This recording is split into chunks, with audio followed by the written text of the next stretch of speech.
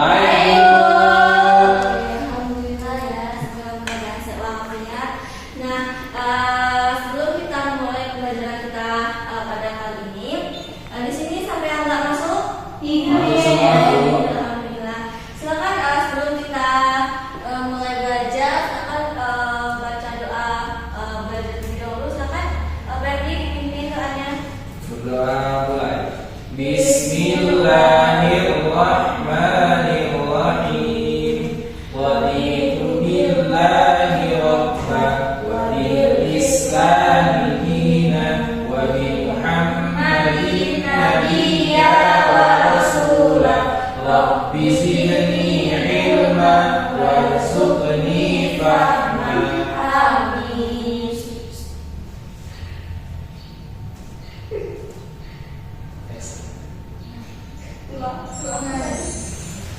Amin. Nah, sekarang sebelum kita mulai masuk ke materi kita hari ini, sekarang Ibu ingin bertanya sedikit. Minggu kemarin kita belajar tentang apa? Rukun iman. Rukun iman. Ada yang masih ingat nggak rukun imannya ada berapa? Nah, Yang pertama, iman kepada Allah, yang kedua, iman kepada malaikat, yang ketiga, iman kepada kitab, yang keempat, iman kepada Rasul, yang kelima, iman kepada hari kiamat, dan yang terakhir, iman kepada qadar dan qadar. Bagus ya. Nah, sekarang kita akan membahas tentang rukun iman yang ketiga, yaitu beriman kepada kitab-kitab Allah Subhanahu wa taala. Nah, ada yang tahu nggak berapa kitab-kitab Allah? Satu. Iya, kitab Allah ada satu.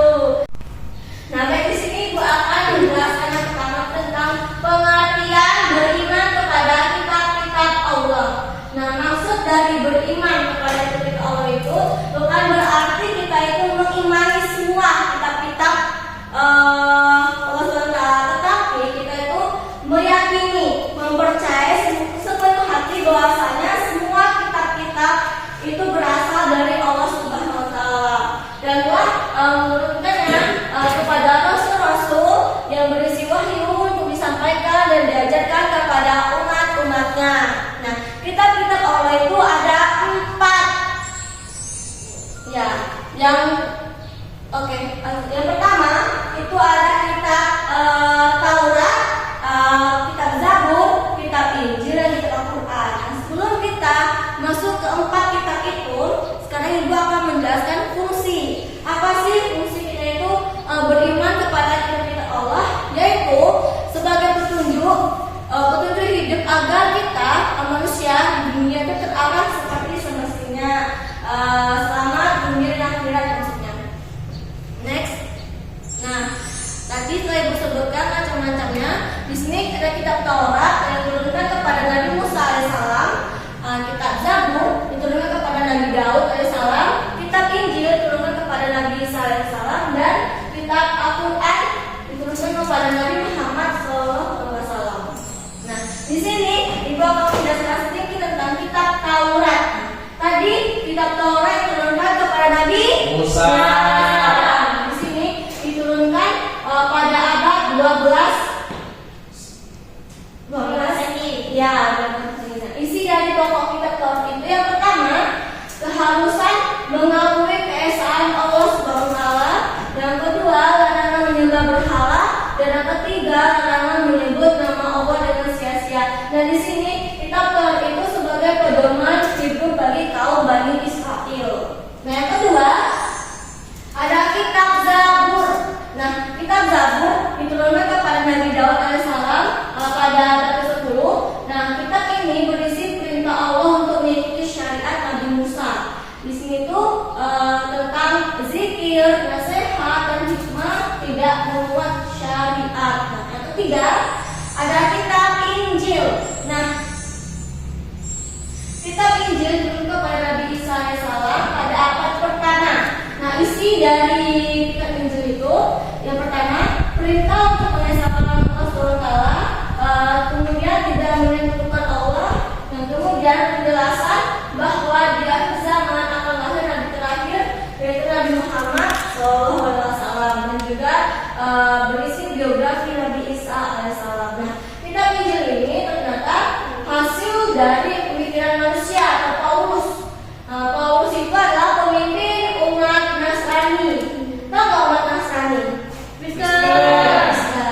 Contoh dari kitab Injil itu yang pertama kitab Injil Matius, kitab Injil Lukas, kitab Injil Yohanes. Nah, itu tuh untuk agama Kristen. Nah, yang terakhir ada kitab Al-Quran. Nah, kitab Al-Quran itu diturunkan sekitar abad 6 Masehi, yang dimana sebagai petunjuk di umatnya bukan seperti kitab-kitab sebelumnya. Jadi Al-Quran ini itu adalah kitab yang menyempurnakan kitab-kitab yang sebelumnya. Nah, di sini waktu turun Al-Quran itu selama 22 tahun, 2 bulan dan 2 hari. Nah, di sini Al-Quran terdiri dari 30 juz, 144 surat, 6.666 ayat, 74.437 kalimat dan 325.305 huruf. Terus waktu turunnya disebut Nuzulul Quran. Nah, di sini ada wahyu pertama, yaitu surah Al-Alaq ayat 1 sampai 5. Ada apa? Surah Al-Alaq ada yang tahu? Tidak ada. Belum. Nanti kita baca di pertemuan selanjutnya. Nah, di sini isi pokok dari kandungan Al-Quran itu terdiri dari 7. Yang pertama ada akidah tentang keimanan, ada akhlak, ada makna dan muamalah, ada sejarah, hukum-hukum, janji ancaman dan ilmu pengetahuan. Oke, sebelum kita mengakhiri pertemuan kita kali ini, di sini Ibu akan mengevaluasi kalian apakah kalian benar-benar memperhatikan Ibu menjelaskan tadi. Nah, di sini Ibu menggunakan metode mix and match, ya, metode mix and match. Nah, di sini itu maksud dari metode ini ada kartu, tetapi ini bukan pasangan kartunya. Nah, sekarang kalian harus mencocokkan kartu yang mana soal jawaban yang sama dengan kalian pegang. Di sini ada 3 kartu, Ibu akan bagi 1 orang 1 ini seperti ini. Nah, sekarang silakan kalian baca, kalian pahami, dan silakan kalian cari kartu mana yang cocok untuk jawaban soal kalian, ya. Ini mah.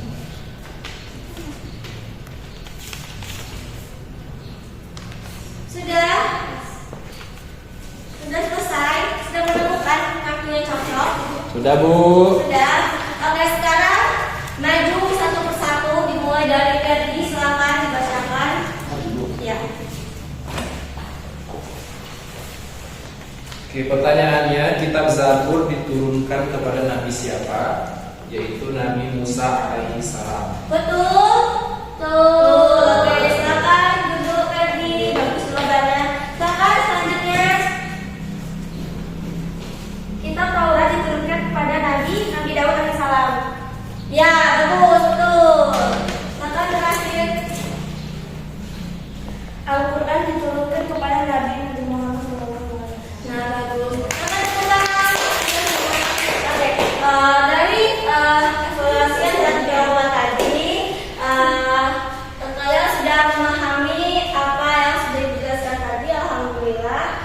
Nah, sekarang kita di penghujung pembelajaran kita.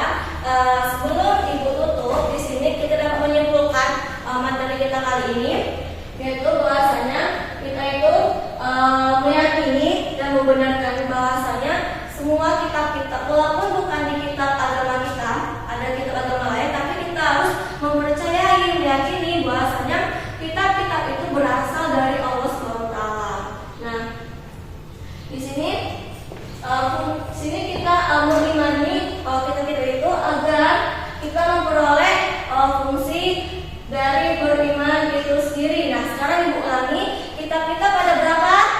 4. Yang pertama, Kitab Zabur. Zabur. Yang kedua, Taurat. yang ketiga, Injil. Yang keempat, Quran. Bagus. Nah, sekarang kita sudah melakukan pembelajaran dan telah Ibu simpulkan juga tadi. Terima kasih karena telah mengikuti pembelajaran kita dengan baik dan tertib. Baik, mungkin Ibu saya